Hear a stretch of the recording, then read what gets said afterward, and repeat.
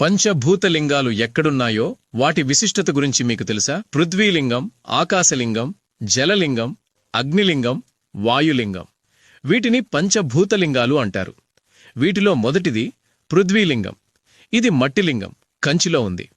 ఇక్కడ మహాదేవుడు ఏకాంబరేశ్వరుడిగా ఉద్భవించాడు. ఈ శివలింగాన్ని పార్వతీదేవి ప్రతిష్ఠించింది. ఇక్కడ ఉన్న అమ్మవారిని కామాక్షీదేవి అంటారు. అష్టాదశ శక్తిపీఠాలలో ఇది ఒకటి. రెండవది ఆకాశలింగం. ఇది తమిళనాడులోని చిదంబర క్షేత్రంలో ఉంది.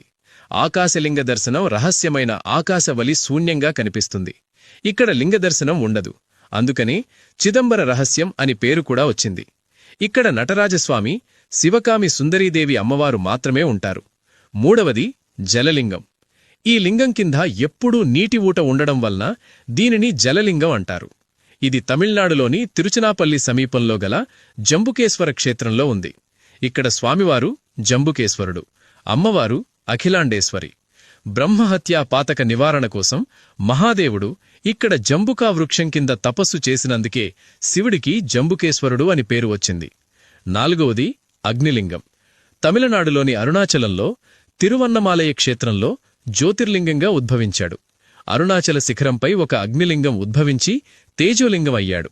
ఆయన పేరే అరుణాచలేశ్వరుడు. ఐదవది